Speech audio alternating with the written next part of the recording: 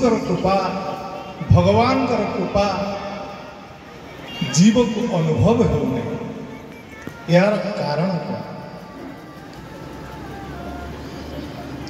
शरीर संसार रे महत्व बुद्धि थिबारु भोग ऐश्वर्य रे महत्व बुद्धि थिबारु शरीर संबंधी समस्त सुख रे महत्व बुद्धि थिबारु गुरु आउ भगवान कर कृपा जीव को विशेष भाव में प्रभावित कर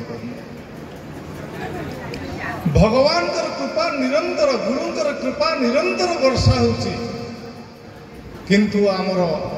विषय भोग रे महत्व बुद्धि थिबारु ये हमको उपलब्धि हो विषय भोग जे खाली काम सेवन ताहा नुहे रूप रस गंध शब्द स्पर्श आदि भोग को भोगिवार त्वरा और तापाई पुरुषार्थ ये समस्त विषय भोग रे जाए सीधा साधा सरल भाषा गुरु और भगवान को छाड़िया पर संसार समस्त भोग विषय भोग गुरुदेव चेतना जड़े साधारण तेल लुण दुनिया मलिन अंतकरण जीव कलिहल मानव जीव गुरुंकर चेतना को कहवाई सब चिर असमर्थ जमि समुद्र विशालता और महानता को सटीक भाव में निर्णय करवा अत्यंत पागला भी भगवान महनता को प्रकाश करवा जमती पागला भी ठीक सेमती संत सदुर चेतना को बाणी रे व्यक्त करवा ठीक से तथापि तत्त्वज्ञ महापुरुष मानकर पदांक अनुसरण करी जीव जो महानता प्राप्त करे से ही तार जीवन को भगवान का चरण लगे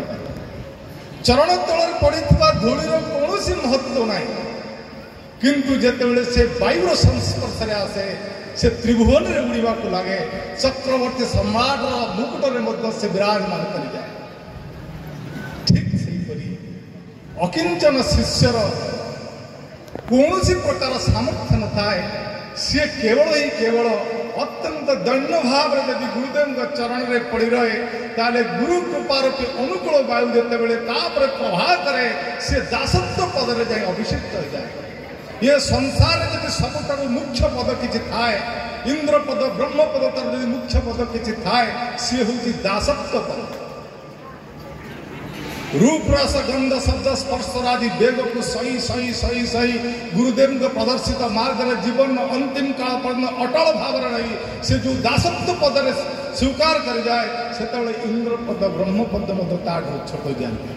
कौन कहबी केत दूर कहबी स्वयं भगवान मत से दास पद गोड़ा गुरु लगता देव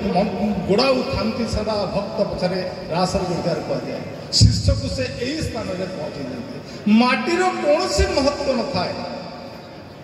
कुमार जिते माटी को खोलिक आने ताकू गोड़े चकुटा चकुटी करी ताकू गोटे कौन से आकार दिए तथापि कुमार मन शांति है ना प्रचंड रौद्रता पर ताकू सुखाए तथापि ता मन शांति है ना भयावह अग्नि रे ताकू जलाए तापर से गोटे सुंदर पात्र सृष्टि करे गुरुदेव मध्य शिष्य पाई सेमती किंतु तांको चरण रे सेमती अनन्य भाव अकिंचन भाव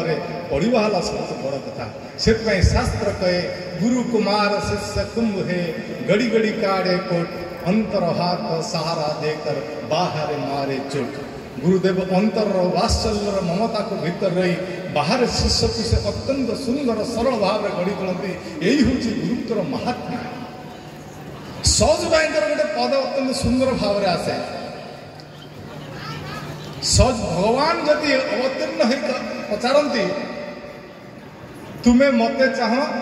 ना सदगुरुदेव को चाह सहज भाई कहते गुरु गुरु नताज हरि से कहते गुरु को मुझे भगवान को मैं त्याग करते पारे किंतु मु गुरु को त्याग कर कहीं ना भगवान तो जीव को जन्म देंगे पचर अविद्या माया लगे देंगे गुरु दीक्षा दीक्षा दे जीव को अविद्या माया मुक्त कर अजर अमर पद में बसई दिए दीक्षार शब्द हूँ या दीयते ज्ञान संबद क्षीयते पाप संचय दीयते क्षीयते इति दीक्षा ये देवदुर्लभ मानव शरीर गुरुदेव चरण तले शिष्य हेला परे मध्य गुरुंकर कृपा जीव प्रति अनुभव न होवार कारण कौन? परम भागवत से प्रहलाद कहते मतीर्ण कृष्णे परतो सतो वा मिथो दीपज्ञे गृह व्रतानां पदान्त गोभि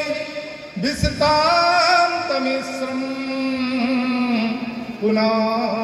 पुनश्चर्वित चरणनां।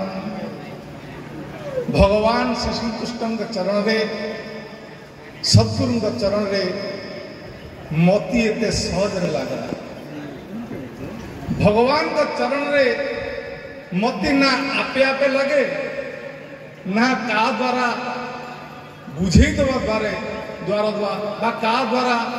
बतई देवा द्वारा लगे। यदि मोती भगवान का चरण रे आपे आपे लग जाता ताले बाह्य संस्कार आमर किसी आवश्यकता न था, साधनार आवश्यकता न था, पूजा जोगवादर आवश्यकता मोती तो आपे आपे लगे था।